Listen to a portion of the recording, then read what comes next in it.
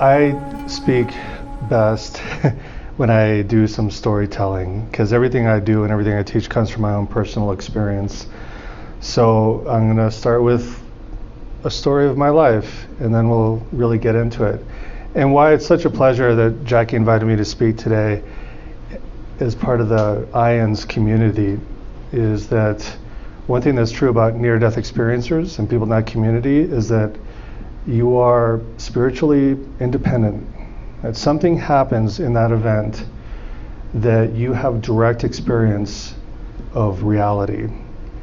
And in some cases it does align with your previous upbringing, your previous beliefs, and in some cases it doesn't. And then you have to make a choice or find a way to make them work together, which can be quite challenging. But that's all a long way of saying that IANDS people tend to be open-minded, creative, fiercely independent, and really loving. I mean, that's my personal experience of that community. So I think that's the spirit that I offer, what I'm offering here in, of trying to help people empower themselves in their continual spiritual search. So to begin with my story, I'm not going to start at the beginning, but at a certain point, after being raised Catholic, I stopped considering myself Catholic because it's a faith-based religion. And I was desperate to find something more, something I could experience directly. And this came from my fear of death. There are different reasons why I was scared of death growing up. Part of it being that I almost died after having my appendectomy at age 7, and then heart surgery. I didn't almost die from it, but having heart surgery makes you wonder, when's it really going to happen? I'm certainly immortal, you know. So my fear of death caused me to leave my religion of birth and seek out other sources for spiritual insight. I started practicing a lineage of Tibetan Buddhism, thinking that if I learn how to meditate, well, that seems experiential, maybe I'll find some answers that way. And I meditated hard, and I went on the retreats, and I followed the teachers, and I did that for at least 20 years. And at a certain point, by a certain point, 2 significant teachers in my life had turned out to be abusive in different ways. Turns out that just calling yourself a guru isn't enough. You're still a human being, and just like in any other area of life, corporations, education, politics, Hollywood, people are people everywhere you go. And I realized that even though I had become a good Buddhist, learning all the teachings and doing the meditation practices, I had not been able to answer my real question about death and the afterlife. And I had been so fed up by what the damage that these teachers had done that I wanted to leave. And I wanted to still pursue my quest. So what I did was I bought books about how to have an out-of-body experience because I knew about it, and I thought if I could actually leave my body, that'll give me the confirmation that something continues, and then I can stop worrying about dying someday. And I trained and trained and trained for several months, and finally had my first out-of-body experience, which is sort of like an NDE without all the trauma, without the death and the accidents. It was just a voluntary leaving of the body. I had my first one, and in that moment, my fear of death was gone. Now, I don't want to die, and I don't want to die in a painful way.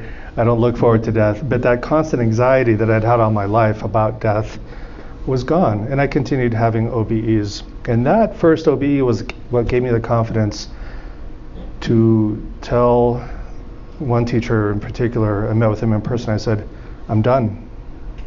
You're hurting people. You should stop it. That no matter what you do, I'm done with you, and I'm done with this thing. And then I left my second religion, this one of choice. I had stopped being a practicing Buddhist. So thanks to these implements here, this shrine, but I don't identify as a member of any religion. Not that I'm anti-religion, but it's not for me. I've seen enough, and I realized that I could have the experience I sought myself. I didn't need to ask permission from anyone to have an out-of-body experience. I didn't need to get any guru's blessing. I didn't need any of that kind of help. All I needed were instructions and elbow grease. I just had to work until I had the experience. And that set me free from my chronic anxiety about dying. Having the out-of-body experiences opened the door to all the other psychic experiences I've had since then, because I became sort of a casual explorer and researcher in psychic abilities. I learned remote viewing, then different types of clairvoyance and telekinesis, so mind over matter. I started writing about it because I want to teach these things to people to empower them without their need to follow anyone or give their personal power away. And eventually, with clairvoyance and then telepathy, training people, it's been so much fun. And something interesting happened about 2.5 years ago, that I was scrolling through YouTube and I saw this replay of an old video. There's a show from the 1960s called One Step Beyond. It's sort of like the Twilight Zone, similar, but this one episode was a documentary about a man named Dr. Andrija Puharich. And you'll know that name because there's a documentary about him that's going to be released hopefully in the next year or two. This documentary was about his trip to Mexico to discover the sacred mushroom, which there had been other people from North America who'd gone down there and learned about it, but he was hot on their heels. He was a medical doctor, he'd been in the army, and he was also a psychic researcher, and he was curious to see if this mushroom had the power to increase one's psychic ability. So he traveled down there, met with the different shamans of this small area in the mountains, and saw that they used the mushroom to do things like find out who stole the donkey, who the thieves were, who was committing crimes. They were how to heal people, and the mushroom gave them that ability. And I saw that, and this light bulb went off in my head that maybe I could do something like this. Maybe I could find out for myself or from some of my friends if the mushroom could increase your psychic abilities. And I know right now it sounds like we're not talking anything about the book that you came to hear about, but this is part of the story.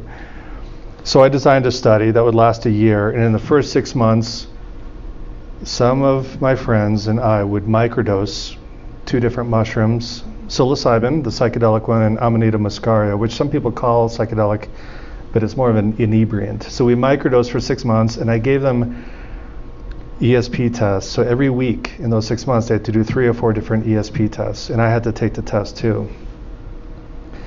And something interesting happened, because about 5 or 6 weeks into microdosing, one day I woke up and I was happy. In a way, I'd never been happy, at least not since my childhood. This other chronic anxiety that I'd had all my life was lifted. And this depression that I thought was normal, I thought, isn't it normal to have a 100-pound weight on your back all the time?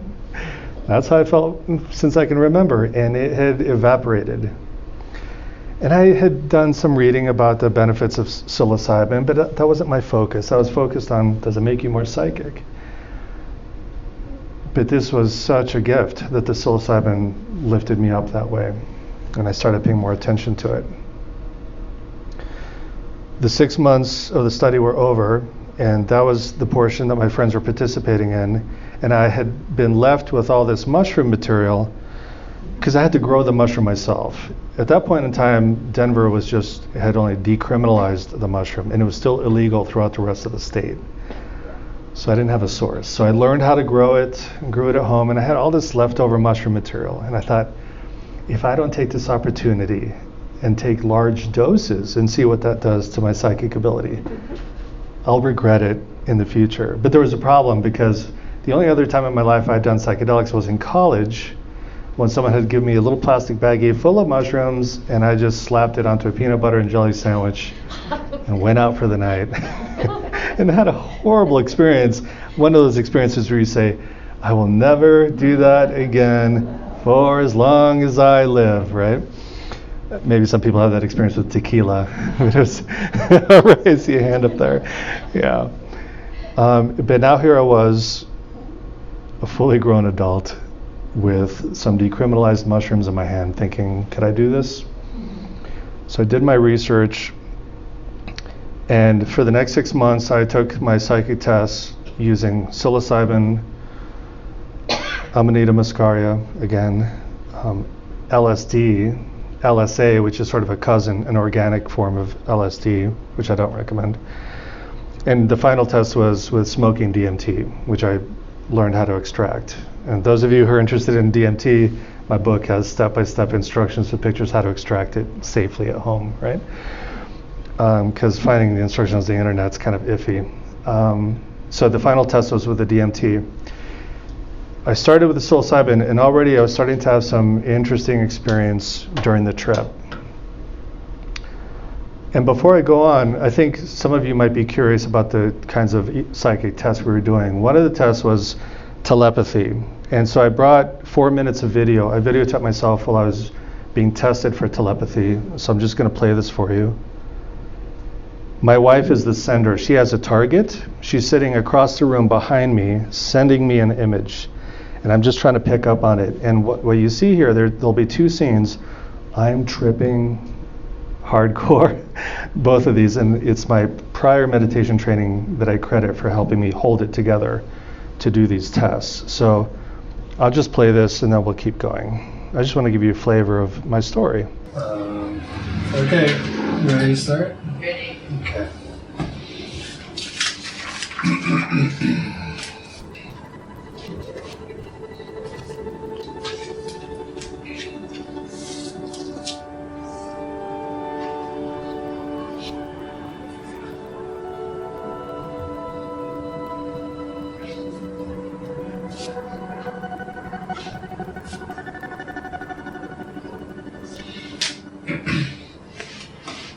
Just too much with a mask on.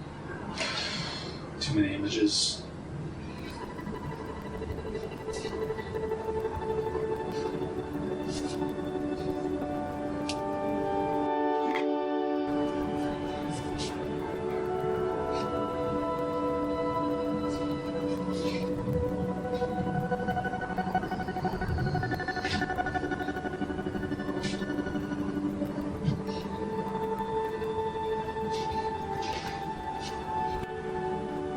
Okay, I think I'm gonna stop here.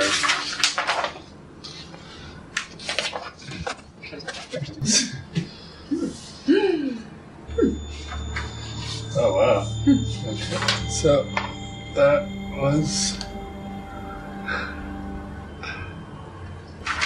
Well, that's interesting. X. First thing was That was the first thing that I got. X. And that, I think those shapes. What was that shape? I know. I was like, a guitar. No, look. Yeah. Rounded to lines, kind of. Oh, that's interesting. That's interesting. I think I've got enough for one more test. We'll do telepathy again. And Okay. yep. Definitely getting hallucinations. The jackal. Coyote eyes. The ears. Okay. Insect. I just get something up.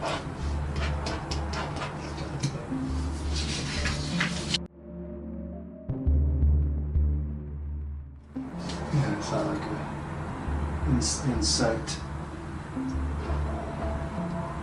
I just get something up.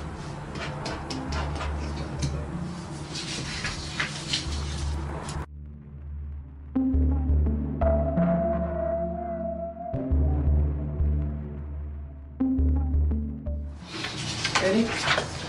Oh, ready as I'll ever be. Something like that.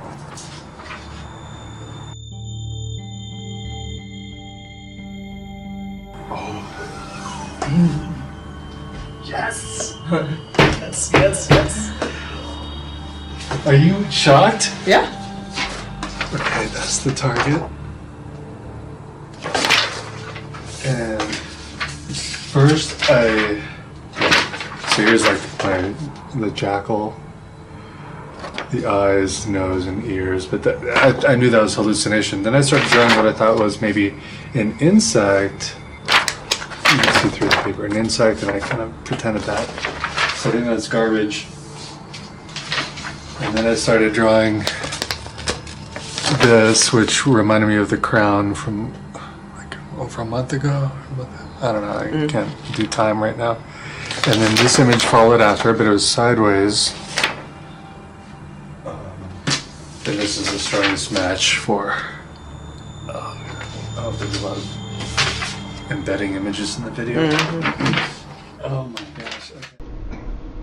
Okay. So that just gives you a taste of what I was doing for 6 months. And this is real telepathy, not Hollywood telepathy, right? So it's not as accurate as Hollywood would portray it. And if you're wondering, well, what were the results of the study? Do psychic abilities improve with psychedelics? Well, the results showed no. The control group did as well as the people who were microdosing, and my performance there was about as good as what I could do without psychedelics, which is greatly disappointing. But it was fun. It was fun to do. And it's just a start.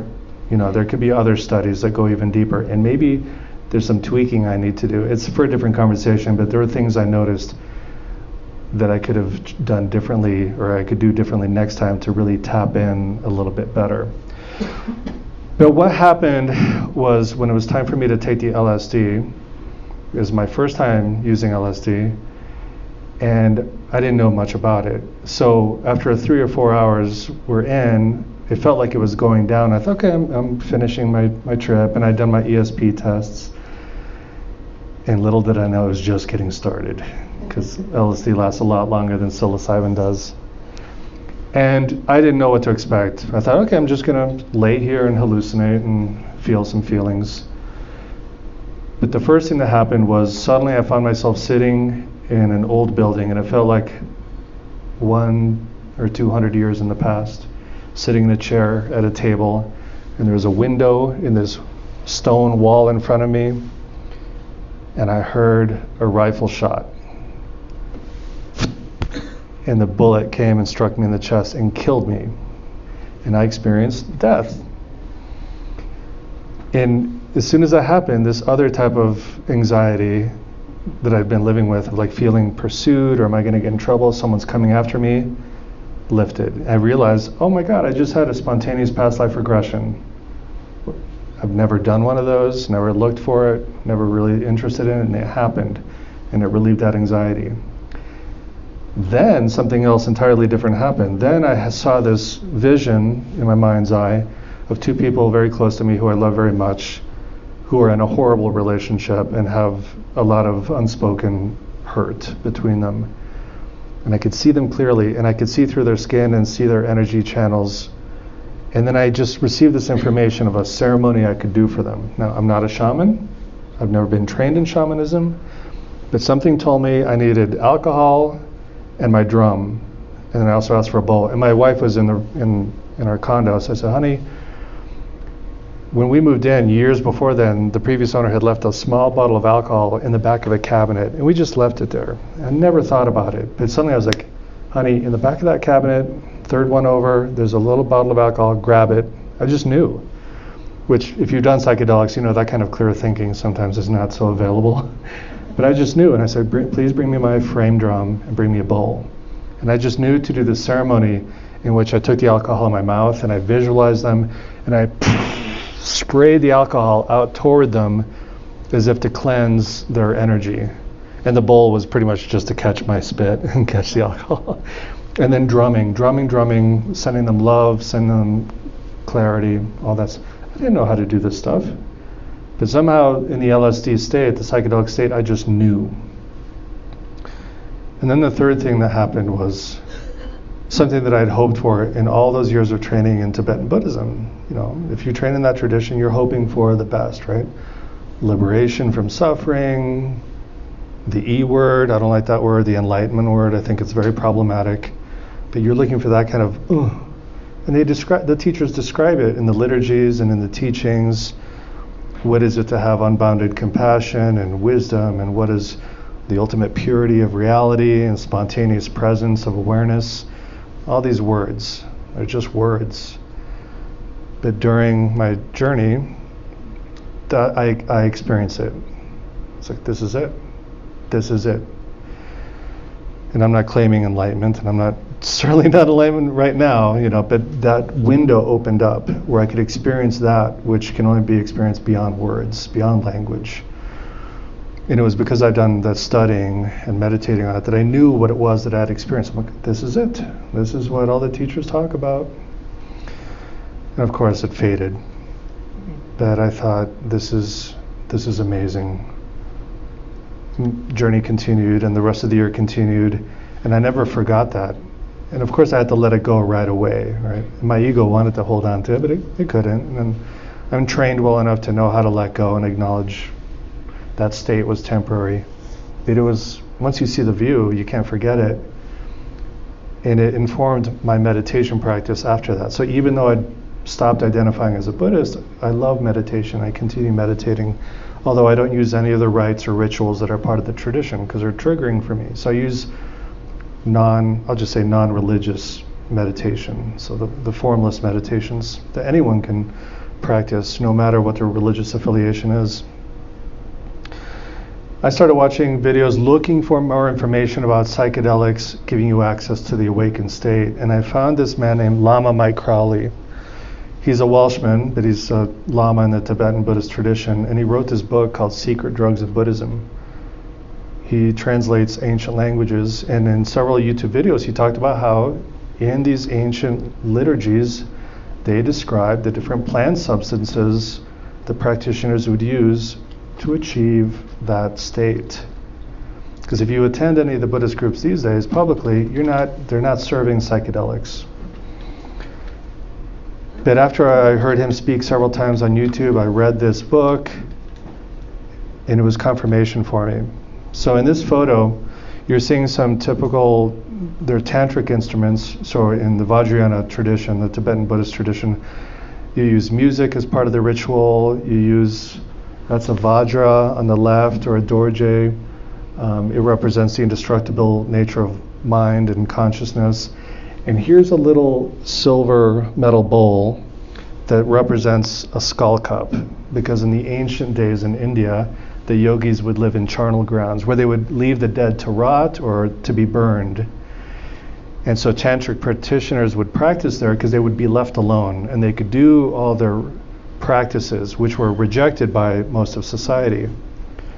Practices including having sex with people outside of your caste, drinking alcohol, which was not accepted in some of the religious tradition, and perhaps using other substances. And they could do what they did privately.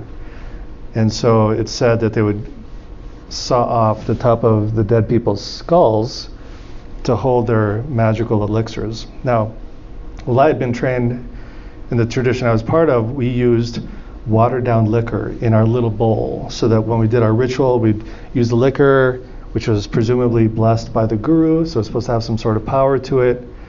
You consume it to help your mind wake up. You would bless things with it. But I have to say, after all these years, for me, it had about the same power as what I would experience on Sunday mornings in church, walking up to receive the Holy Eucharist in Catholic Mass, which in the Catholic tradition is literally supposed to be the body of Christ. And you think, well, if you're eating the body of Christ, something interesting should happen to you, to your mind. But no, it's a dried cracker, right? I don't mean to offend anyone. I'm being glib, but I'm speaking experientially. I didn't experience anything consuming that dry cracker for most of my young adult life and childhood. And here I am using watered down alcohol as part of an ancient tantric ritual. But hearing from Mike Crowley and reading his book, I was like, we're just going through the motions because we're missing the real substance. And so for this photo, I put some actual psilocybin mushrooms in the skull cup and put some on the table there, because that was what was really missing. And Mike Crowley even says that today there are some Tibetan teachers who do use these and use them with their students, but they're not going to go advertise that for the public, right? There are risks to being so open about it. probably within their own tradition, there are risks to telling other people that they're using these substances. In Buddhism, there are a lot of people who are anti-substance. I mean, you have the 5 precepts, the 5th one being against using inebriants. And a lot of Buddhists include psychedelics as part of that. But psychedelics aren't inebriants. The word psychedelic means mind revealing. And so if you're a spiritual practitioner looking for clarity of mind, for insight, for wisdom, for knowing, that's what psychedelics do. They don't cloud your mind, they open your mind. So it's just too easy to put psychedelics in the alcohol bucket. They're 2 very different things. And what we know today is alcohol is basically the most poisonous substance on the chart of substances that people consume. And psilocybin is all the way on the other end, being very safe. But this really woke me up to the issue of power dynamics in religion and society. When I was still training with my most recent teacher, he even threw out one of his students because that student wanted to use ayahuasca. And this teacher couldn't accept that.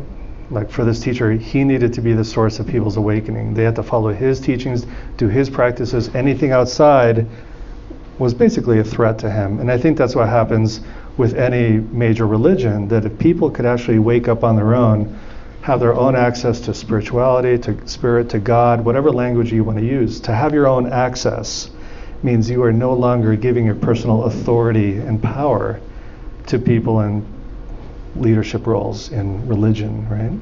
So if you don't need them, you stop giving them your attention, you stop giving them your money, you stop voting the way they want you to vote.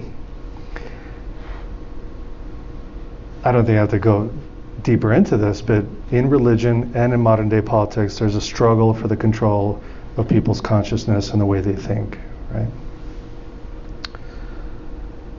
And I started reflecting on today, how are psychedelics regarded, including in Colorado. And today, if you go on social media, you'll see 2 advertisements for psychedelics. One is the therapeutic model. Hey, it's now legalized that therapists can get trained in psychedelic assisted therapy. And you can pay for it because your insurance probably won't pay for it right now. You'll pay through the nose to sit in a room and have 1 or 2 people sitting there staring at you the whole time. And through the nose, I mean hundreds, if not thousands of dollars. So you can lay there, have your experience, and then they talk to you during or after the experience. And maybe they meet with you beforehand and a little bit afterward, but you're paying a lot of money for that. And for some people, that's beneficial. But that's how the government's sort of allowing this to happen. Okay, we'll put the power in the therapist. And I'm a therapist, right? So I'm not being anti-therapy here. I'm just getting more into the issue of power and control. The other major model is you could hire a shaman to guide you on a journey to provide the substance for you. With the therapeutic model, I don't like it because it's very expensive. I think it's needlessly expensive. The shamanistic model doesn't necessarily have to be expensive, but for some people, the shamanistic viewpoint, the worldview, the tradition doesn't match with the person's own worldview. They're just like, I'm not into their religion. I'm just pretending to be a client, right? I'm not into that. I'm not into their songs. I'm not into whatever else is part of their ritual. All I want is the substance, right? And so that's a problem. Then they can't have access or they can't feel comfortable because that's the only other model. And plenty of people are fine, but there are people who are being left behind. But these are the 2 major models you see online. If you want psychedelics, if you want to access them legally or semi-legally, these are the 2 main ways. Then there's a 3rd way, which is the underground, which has existed forever, which should be kept alive, even though things are legal right now. They could be illegal tomorrow, depending on who's in political office and how people vote. So whatever rights we're enjoying right now are very temporary. So it's important for the underground to stay alive, to keep passing on the tradition in case this is illegalized in the future. But so I was a little bit frustrated to see how limited access was. Because a lot of people don't even have access to the underground. How do you do that? What they try is to buy drugs on the internet. They give someone their credit card or their PayPal or crypto, and then nothing comes in the mail. I mean, that's the most common reported thing, right? Well, because you're engaging in illegal activity. Someone just took advantage of you. So what I wanted to offer people was an independent, non-religious spiritual model. And the truth is, you can have a safe journey by yourself, and the underground has known this forever. You can train a friend to be your sitter. You can provide for your own psychedelics. To start and grow and harvest your own mushrooms is around 2 months, with about this much space in your closet, in the privacy of your own home. So you can provide for yourself. And you can have spiritual insight without a religious model. So I had already left Buddhism for many years, but I continued meditating, and I still had that aha moment all that time later. And I think it's because I had been meditating all those years, and then I used the substance, and it opened the door. I don't think it's about the particular religion that I was part of. I think whatever religion you're part of, your door can open with psychedelics. The religion doesn't matter so much, in my opinion. I'm not encouraging everybody out there to go out and trip by yourself and grow your own stuff. But if it's for you, it's for you. But I should mention, in the sense of responsibility, there are contraindications, interestingly, that are similar for psychedelics and meditation. One is age. So people, especially men, are most likely to have their first psychotic break in their teens to early 20s. They're just vulnerable. The brain is vulnerable that way. So in my book, I say, if you're under age 25, don't think about it. Wait till you're a little older so that your brain is well established, so it's matured enough and it's more resilient against the force of psychedelics. If you have a previous mental health history, previous risk, or it runs in your family, you also might want to not use psychedelics, because that could also bring on a psychotic break. And I want to talk about a friend of mine. I just put the letter E here to remind me. This is a young friend, and I was in my 20s, and I just started learning how to meditate, and I was really into it. And he wanted to learn, and I didn't know. We knew each other in high school, and then we lost touch. We got in touch, and I taught him how to meditate. And then I didn't hear from him for a very long time. And when I did hear from him, he told me what happened. After I taught him how to meditate, he really got into it. And then one day he started scrubbing his kitchen floor with a toothbrush for hours until his mom came in to visit him, opened the door and found him there. He had had a psychotic break and had to be taken to a hospital for months. No psychedelics involved, just meditation. Of course, the same thing could happen with psychedelics, but just meditation. So this stuff is powerful. I'm not talking about meditation from a 10-minute app, right? I'm talking about where you sit down in silence and meditate for 45 minutes at least, to an hour or more, or go on retreats. There are risks there. And of course, there are physical risks too. If you're on certain kinds of medication, like SSRIs or others, those are contraindications for psychedelics. But if you're a sensitive sleeper and you have a hard time getting a good night's rest or falling asleep, meditating at night is not something you want to do, because it actually increases your vigilance, increases your awareness. So if you meditate at 9 o'clock at night and then you want to fall asleep, it's not going to happen, especially if you've been training for a long time. Your mind is just open and it's shining brightly, so it's hard to fall asleep. But a lot of people aren't told that when they learn how to meditate. So if you have a sleep disorder, this is a contraindication, at least meditating in the afternoon or evening. And also the physical risk of posture, just for meditators. Some people believe you have to sit in a lotus position or cross-legged on the floor to meditate, which isn't true at all. You can meditate in a regular chair, but people will do that to themselves, and I've seen people get hurt. I've seen people with prior surgeries and ailments try and meditate in that traditional posture, and they refuse to try sitting in a chair. So after weeks, months, or years, they end up hurting, and they never actually meditate because they're just sitting there in pain. So, but I just want to introduce just a few of the contraindications. Sean? Yeah. Before you move on to the next one, what about the age in women on psychotic break? Yeah, so for women though, I can't remember the statistics. It's still a risk, but the age difference it's a little different than for guys. But still, a brain is a brain, so If you're a teenager up to age 25, whatever sex you are, I'd recommend not putting yourself at risk that way. So I want to talk about how meditation can work as a protective measure and a preparatory measure for psychedelics. So let's say you've been meditating for a while already and you're considering doing a psychedelic. That's great news because you're already prepared and you don't even know it. In meditation, you practice over and over again how to stay grounded, how to stay calm when difficult emotions arise during the meditation, when difficult memories come up, when strange thoughts come, when you perceive strange things in your mind's eye. We're training in accepting, letting go, letting be, and just being open no matter what arises. That's a pretty common meditation instruction. So if you've been practicing that for years, that'll help you when you go on your psilocybin trip and you start seeing snakes and dragons flying through your mind. You won't react in a strong way or in a negative or a frightened way. You'll just be open, accepting, and grounded during the experience. In meditation, with repeated training, you learn to stay attentive to whatever your object is, whether it's feeling the breath or feeling a part of your body. You learn to pay attention in a consistent way. And that can help when you're having a psychedelic journey too, to stay present, because it's actually possible to forget that you're journeying during the journey, to even fall asleep during a journey. You might miss some of the subtleties. So if you train to stay attentive during meditation, that'll help you during the journey.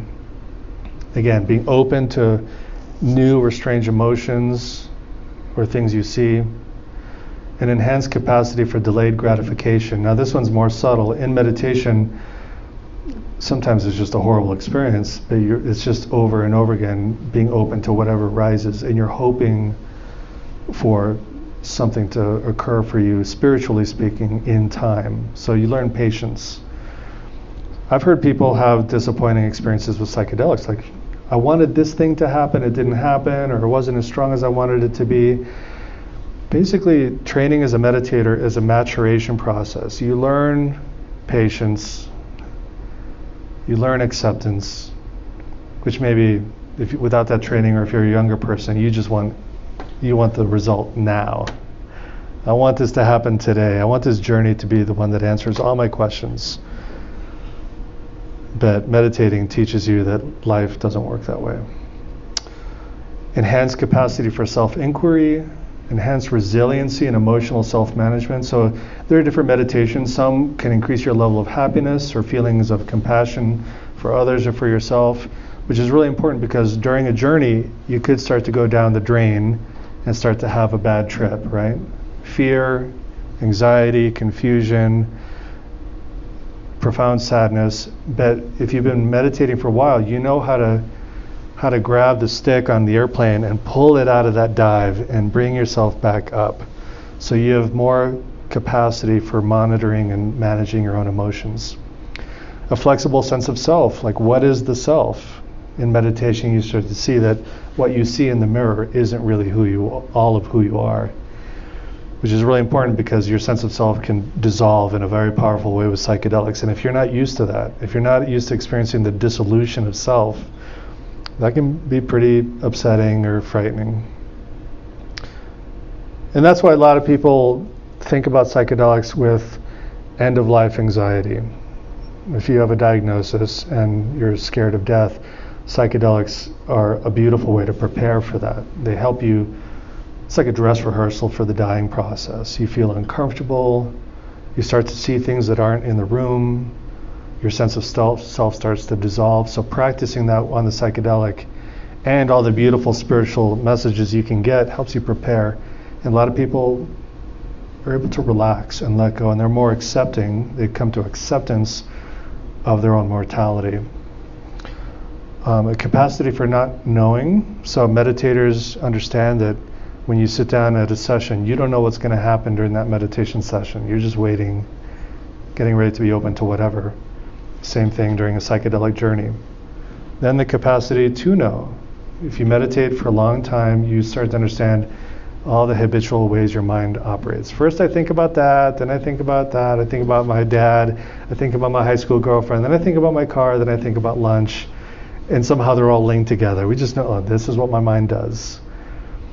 And knowing how your mind operates will inform you during the psychedelic journey too. You start to have a deeper understanding of why these certain things came up.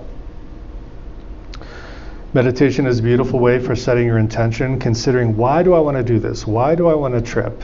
What am I trying to answer for myself?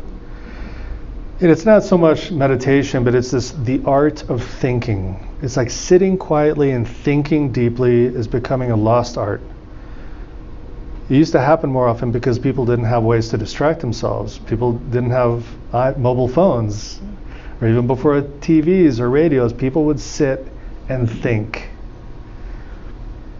Einstein came up with some of his greatest ideas just sitting quietly and thinking, and we're losing that art. So meditation is sort of a structured way to sit in silence and think deeply, and this really develops your capacity to develop strong intentions for your journey. And then integration. Integration is important, but it's not such a big deal that you have to pay someone to help you integrate. If you meditate after your journey and for the rest of your life, you'll be integrating all the beautiful things that happen during your journey, which is really important, because when that window or that door opens up during the journey, giving you access to that deeper reality, you can't hold on to it, and you can't use psychedelics every day of your life, or even every week, or even every month. That's a lot. Some people have, but might not be recommended. So how do you access that state? How do you access that deeper knowing of yourself if you can't trip so often?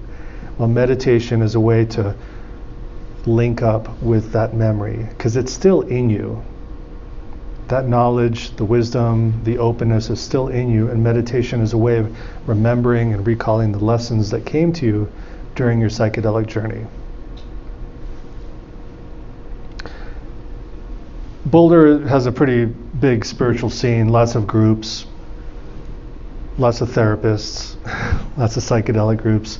So I just thought I want to offer some red flags that I mentioned in the book. Because this can happen with psychedelic communities, with spiritual communities. It can even happen with therapists. So I'm just going to go through the list. If you notice that your group leader is territorial about the members, like, these are my people, I don't want them studying with some other teacher, that's a red flag. If a leader is territorial about what medicine members use, like maybe I have a group and that's my psilocybin group, and I tell the leader, I want to go do ayahuasca with this other group. He's like, oh no, you shouldn't do that. You should only do psilocybin. That's what we do. Don't do that. Huge red flag. And by the way, these are all real examples from multiple people who have told me their experience and that I've seen myself. If a spiritual or psychedelic leader has special conditions for membership or being accepted into the group, like prove to me that you're loyal, prove to me that you're faithful, I need you to make a strong commitment, huge red flag. Not disclosing the specific substances that they administer to group members, which fosters an unhealthy dependency on that group leader.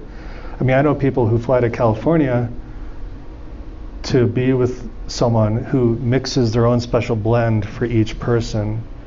But if the students, or not students, but the participants ask, well, what are you giving me? Oh, I can't tell you. That's the response. I can't tell you, but I know what's best for you. Huge flag, right? And then boundary crossing. So if your therapist, your spiritual leader, or your psychedelic leader wants to have sex with you before, during, or after a journey, or they want to engage in some massive business with you and they need some of your money, this boundary crossing, dualistic relationships, it can occur in any of these situations. I think mostly I say this because people hope for the best in people when they join these types of groups and they meet these types of leaders. They really expect them to be decent people, but people are people everywhere you go. I mean, even in therapy, still the number one complaint at Dora is that the therapist slept with her client. It's still the biggest problem in therapy. And it's coming up with psychedelic assisted therapy or with trip sitters. And it's been going on for thousands of years with spiritual leaders, right? Shamans. And shamans, People are people. Also, meditation and psychedelics don't fix everything, because real change takes time and effort. It can help a lot. It can show you something, but then you have to work on it. And I think of people with personality disorders. I've known spiritual leaders who clearly have narcissistic personality disorder. Just straight up. I won't name names, but I can spot it now better than ever before. I know people on psychedelics who clearly they have some sort of personality disorder and it's not helping. They might think it is, but from an outside viewpoint. Or a psychological dependency. You know, people keep coming back. I want to do the mushroom again. I want that experience and I can't find it without it. Or it didn't fix me last time. Or I didn't see what I wanted to see. I got to do it again and again and again. And the problem is, after their journey, they never really process, or they don't even open up during the psychedelic journey, which of course a life or long-term meditation shows you how to open up. But if you're actually wound up tight and refuse to let go, no amount of psychedelic is going to do that work for you. You can still hold on during the journey.